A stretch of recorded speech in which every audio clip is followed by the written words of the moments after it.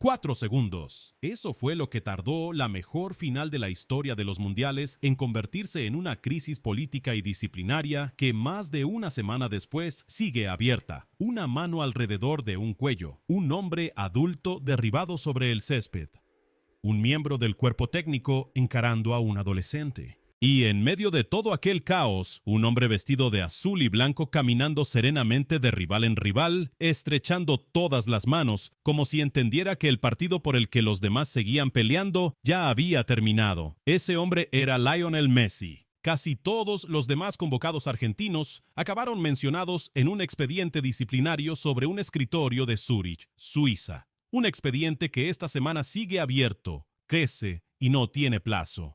Esta es la historia de cómo Argentina convirtió 2 finales consecutivas de un mundial en un patrón, de cómo una pancarta sobre unas islas en las que jamás ha vivido nadie de esa plantilla acabó siendo una noticia mayor que el fútbol, y de por qué la amenaza real que afronta a Argentina no es una multa, es el calendario. Porque existe un escenario real en el que todo esto se prolongue tanto que deje de tratarse de un trofeo ya perdido y empiece a afectar a partidos de clasificación para el próximo mundial, que Argentina no puede permitirse perderse. Retrocedamos 4 días antes de aquella final, a un estadio de Atlanta, Georgia, y a un trozo de tela que un aficionado hizo pasar por encima de una valla. El problema no comenzó la noche de la final, comenzó en la semifinal. Argentina acababa de eliminar a Inglaterra por 2-1 en un partido que cambió de rumbo en los últimos minutos. Inglaterra había mandado durante casi toda la noche, hasta que Argentina respondió por medio de Enzo Fernández y Lautaro Martínez, y los hombres de Thomas Tuchel tuvieron que volver a casa en lugar de disputar la final. En lo futbolístico, fue una de las grandes noches de la historia moderna de Argentina. Después, la celebración se volvió confusa. El centrocampista Giovanni Lo Celso tomó una pancarta entregada por aficionados y la desplegó sobre el terreno de juego junto a Lisandro Martínez, Cristian Romero y Nicolás Otamendi. En ella aparecía, en español, la frase «Las Malvinas son argentinas», una referencia a las Islas Falkland, territorio británico de ultramar en el Atlántico Sur. El contexto histórico. En 1982, el gobierno militar argentino ordenó la invasión de las islas. Reino Unido envió una fuerza naval para recuperarlas. Los combates duraron unas 10 semanas. Murieron 655 militares argentinos, unos 255 británicos y 3 civiles isleños. Más de 4 décadas después, sigue siendo uno de los asuntos más sensibles entre ambos países y no tiene nada que ver con el fútbol.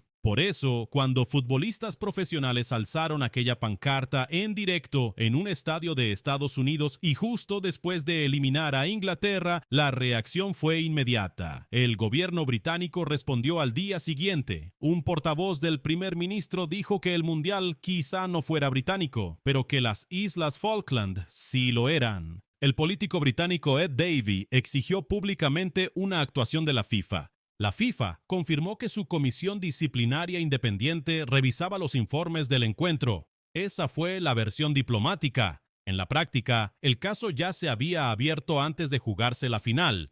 Las normas son claras. El código disciplinario de la FIFA prohíbe gestos, palabras u objetos con mensajes impropios para un acontecimiento deportivo, incluido el contenido político, ideológico, religioso u ofensivo. No existe excepción por orgullo nacional, ni porque la pancarta la haya entregado un aficionado en lugar de un representante de la federación. Y había algo que lo empeoraba todo.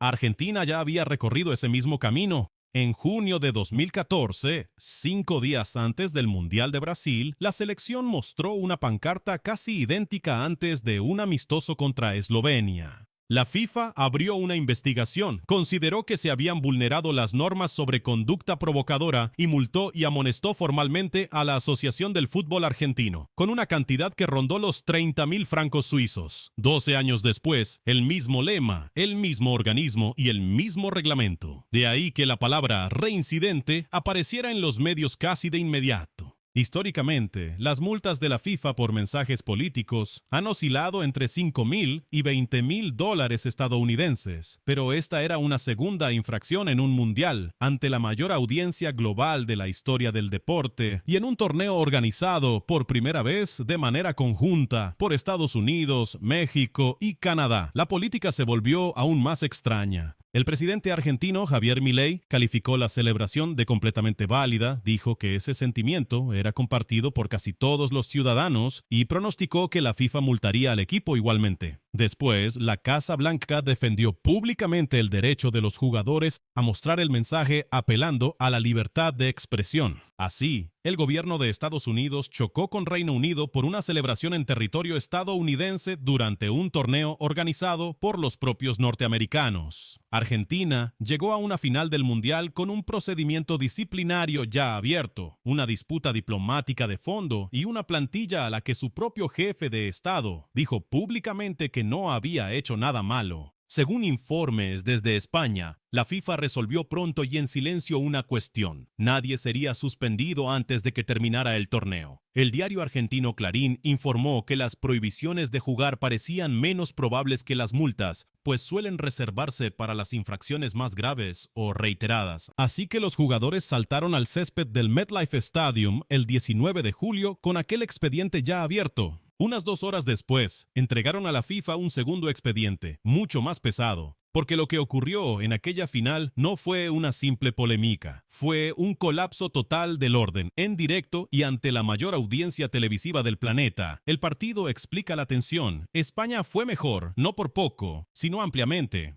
El equipo de Luis de la Fuente dominó desde el pitido inicial, acabó con cerca del 66% de posesión y rozó los 600 pases. Argentina quedó por debajo de 300. En los 90 minutos de una final mundialista, Argentina no realizó ni un solo disparo, ni a puerta ni fuera. Solo tocó 2 veces el balón dentro del área española en el tiempo reglamentario. Se convirtió en la primera selección de la historia de los mundiales en completar los 90 minutos de una final sin intentar un solo remate. El marcador solo siguió igualado tanto tiempo gracias a Emiliano Martínez. Frenó a Pau Cubarsí, Pedri y Nico Williams. Paró a bocajarro un remate de Ferran Torres tras un pase atrás de Lamine Yamal. Y, al final del tiempo reglamentario, voló para rechazar una falta del propio Yamal. 11 paradas al término, nuevo récord en una final de la Copa del Mundo. España creyó haber marcado por medio de Williams, pero se anuló por una falta previa sobre Otamendi. Entonces llegó el giro. En pleno descuento, Enzo Fernández, ya amonestado, entró con dureza sobre Cubarsí. Segunda tarjeta amarilla. El árbitro esloveno Slavko Vincic lo expulsó, decisión confirmada tras revisión. Argentina comenzó la prórroga con 10 jugadores. El plan de Scaloni era evidente: resistir, llegar a los penaltis y dejar que Martínez decidiera. Argentina alcanzó la segunda parte de la prórroga aún empatada. Pero solo 39 segundos después de la reanudación, Pedro Porros entró, Nico Williams dejó el balón de cabeza y Ferran Torres remató al techo de la red.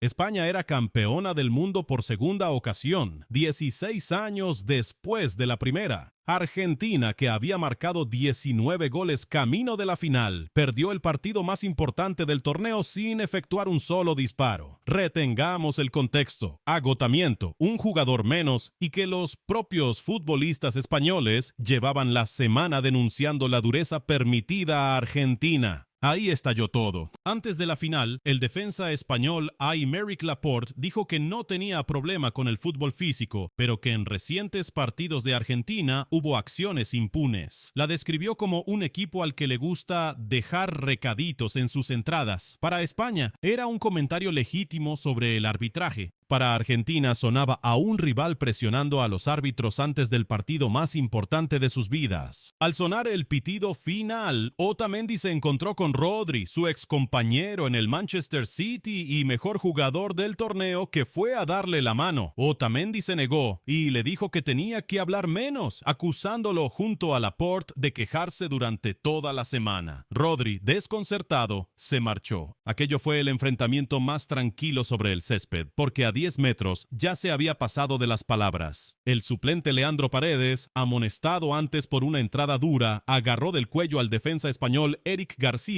y lo derribó. Después se giró hacia Gavi, derribado instantes antes por Thiago Almada. Almada apartó a Paredes. A la vez, el lateral Nahuel Molina golpeó a Rodri en el cuerpo cuando el capitán español corría a celebrar. En la banda, el ayudante Roberto Ayala se encaró con el delantero español Dani Olmo y casi lo golpeó. Jugadores y técnicos de ambos equipos tuvieron que ser separados. Scaloni y sus colaboradores sacaron a sus propios hombres del tumulto. Vincic intervino para restablecer el orden. Messi, en lo que podría ser el último acto de su carrera mundialista, se alejó de todo aquello y fue estrechando la mano de cada jugador español que encontró. Después, Argentina no habló con nadie, evitó la zona mixta y salió por una puerta lateral hacia el autobús. Quedaba un giro más, el detalle más importante de toda esta historia. Tras el encuentro, se informó de que Vincic había mostrado a Paredes una tarjeta roja directa por el incidente con García. Muchos medios lo publicaron y las fotografías se multiplicaron, pero el acta oficial no registraba roja alguna. Luego, la FIFA confirmó a la BBC que Paredes nunca recibió ninguna tarjeta y que cualquier sanción había sido retirada del registro oficial. Parecía que había salido impune. En realidad, ocurre lo contrario. Cuando un jugador es expulsado durante el partido, el castigo suele ser automático y limitado, un número fijo de encuentros que se cumple y se olvida pronto. Cuando no se muestra ninguna tarjeta, el incidente no desaparece. Sube a los despachos y entra en un procedimiento retrospectivo, gestionado por personas con muchas más opciones y sin obligación de mantenerse cerca del mínimo reglamentario. 2 días después, según Reuters, la BBC y Euronews el 20 de julio, la FIFA lo confirmó. Tras evaluar los informes del partido y conforme al artículo 36 del Código Disciplinario de la FIFA, la Comisión Disciplinaria designó a un fiscal disciplinario y de ética para investigar posibles infracciones ligadas a los incidentes posteriores al encuentro. Habría más detalles cuando concluyera el informe del fiscal.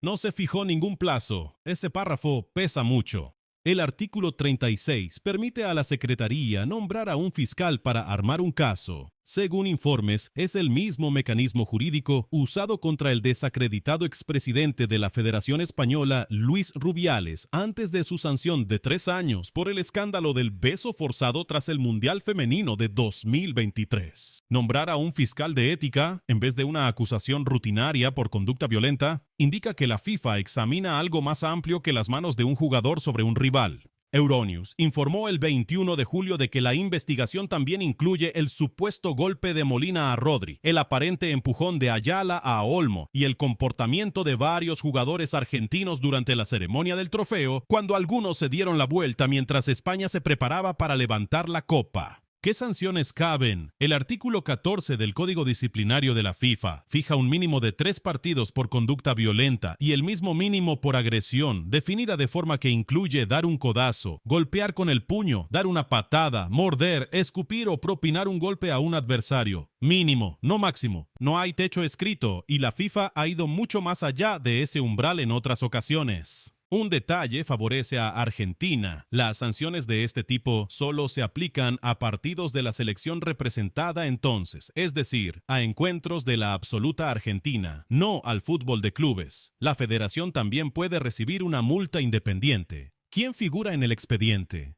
Leandro Paredes es el centro por el agarre al cuello, el empujón a Gavi, la amonestación anterior y la tarjeta roja inexistente. Nahuel Molina sigue, porque golpear a un rival que está celebrando no es zona gris según el código. Thiago Almada aparece por derribar a Gavi, aunque las imágenes lo muestran apartando a Paredes segundos después. Detalle útil para una defensa. Roberto Ayala quizá sea el más expuesto porque es técnico, no jugador, y la FIFA suele ser más severa con los miembros del cuerpo técnico que agravan una situación en lugar de calmarla. El papel de Nicolás Otamendi fue verbal y las discusiones rara vez provocan por sí solas una suspensión, pero también fue fotografiado con la pancarta de las Falkland y queda vinculado al otro procedimiento. Lisandro Martínez, Cristian Romero y Giovanni Lo Celso han sido señalados por la propia pancarta, además de la multa que pueda recaer sobre la federación. Enzo Fernández está en el caso más simple. Fue expulsado por doble amarilla, con una suspensión automática aparte de lo que decida el fiscal. Argentina afronta castigos en 3 frentes: una multa por la pancarta de las Falkland, sanciones individuales para los jugadores que la mostraron y una investigación completa por la pelea posterior a la final. Aquí el calendario se vuelve realmente peligroso, sin relación con su dureza. La próxima ventana internacional de la FIFA se amplió y unificó, fundiendo las antiguas pausas de septiembre y octubre en un solo bloque que irá del 21 de septiembre al 6 de octubre. Habrá 4 partidos en ese tramo. Para Argentina serán casi seguro amistosos, porque la clasificación sudamericana para el Mundial de 2030 no ha comenzado. Si la FIFA decide rápido, una sanción de 3 partidos no cuesta nada importante. 3 amistosos, algunos jugadores se quedan en casa y la historia se desvanece, pero nada garantiza que el fiscal acabe a tiempo. La FIFA no fijó un plazo, y las investigaciones de este tipo suelen durar semanas o meses. Un análisis publicado el 24 de julio comparó el caso con el precedente de Rubiales y reflejó dudas crecientes sobre si la FIFA actuará con decisión por las preguntas persistentes sobre la credibilidad de la organización tras otras polémicas de su cúpula este año. Si las sanciones llegan después de que se cierre esa ventana, no desaparecen. Esperan a los siguientes partidos de Argentina y esos serán encuentros de clasificación, primero para la Copa América de 2028 y después para el Mundial de 2030.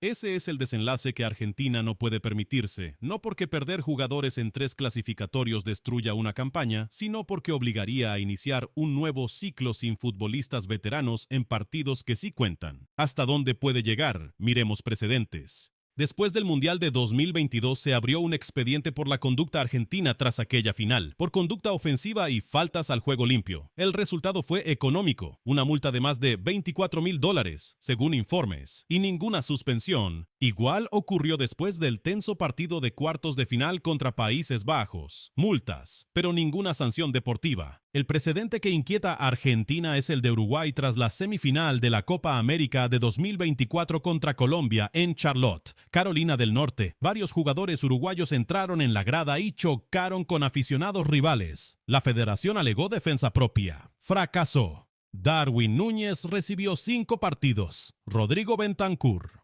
4. José María Jiménez, Matías Olivera y Ronald Araujo, 3 cada uno. Uruguay recurrió ante el Tribunal de Arbitraje Deportivo, que confirmó todas las sanciones. Ese es el baremo actual de lo que sucede cuando jugadores de una selección sudamericana agreden a alguien después de un gran partido. Fuera del proceso formal, las peticiones en Internet suman cifras enormes y 0 peso legal. Una que exigía repetir la final por un arbitraje supuestamente parcial reunió más de 82,000 firmas en un solo día. Otra que pide la expulsión permanente de Argentina habría atraído decenas de millones, aunque el recuento verificado sigue siendo objeto de debate. Nada de eso importa desde el punto de vista procesal, porque la FIFA no repite finales por una petición. Esas cifras muestran la magnitud del daño reputacional, y esa es la parte que Argentina no puede recurrir. El veredicto del fútbol fue casi unánime. El exguardameta inglés Joe Hart dijo que el único hombre que mostró verdadera clase fue Messi, al estrechar la mano de todos los jugadores españoles, y que lo demás fue una conducta repugnante que dejaba a Argentina sin motivos para quejarse del resultado. Wayne Rooney dijo que no le sorprendía, que Argentina ya había mostrado este tipo de comportamiento y que perder un partido de fútbol exige aceptar la derrota con deportividad y marcharse. Calificó la escena de triste y realmente lamentable. El seleccionador de España, Luis de la Fuente, calificó la pelea de inadmisible. No todos atacaron. Gavi, el jugador derribado y después encarado, dijo que Paredes no debería ser suspendido. Admitió que era una mala imagen para los niños que miraban, pero que el fútbol tiene un lado físico y agresivo y que lo lógico era expulsar a Paredes durante el partido y dejarlo ahí. Es llamativo que lo diga la víctima, mientras un fiscal reúne pruebas y probablemente pesará en cualquier defensa formal. Argentina respondió de 2 formas. Roberto Ayala casi se disculpó. Dijo que su intención había sido separar a los jugadores, que las emociones se desbordaron, que eso no era una excusa y que reaccionó por reflejo a algo que le dijeron. Añadió que España había merecido la victoria. Scaloni tomó el camino alto, se negó a culpar al arbitraje, admitió que España había sido mejor y habló de dignidad. Argentina sabe ganar y también debe saber perder, aceptar el resultado sin olvidar todo lo que hizo para llegar hasta allí. El propio Paredes publicó un mensaje de agradecimiento al país, con el corazón pesado por no llevar la alegría que Argentina merecía y el pecho lleno de orgullo, y aseguró que era un honor formar parte de la que llamó la mejor selección argentina de la historia. Destacaron las ausencias, ninguna disculpa, ninguna mención a Eric García y ninguna referencia a la pelea. Eso revela cómo procesa el vestuario lo ocurrido. Y no es arrepentimiento. ¿Dónde queda Argentina al llegar agosto? Las consecuencias futbolísticas inmediatas son menores de lo que sugieren los titulares. Las multas son casi seguras. Algunas suspensiones son probables, sobre todo para Paredes y Molina, y seguramente se cumplirán en amistosos sin importancia. Desde el punto de vista de los resultados, Argentina seguirá adelante. Las consecuencias a largo plazo son más difíciles de ignorar. La plantilla llega al final del ciclo de una generación dorada. El futuro internacional de Messi es realmente incierto como nunca antes. Y aquella tarde en Nueva Jersey quizá fue el último partido mundialista de su carrera. Emiliano Martínez, tras firmar quizá su mejor actuación pese a perder, dejó abierto su propio futuro con la selección. Toda una generación parece salir a la vez y quien la sustituya heredará una camiseta que ya carga con una reputación. Porque eso cambió el 19 de julio, no el trofeo.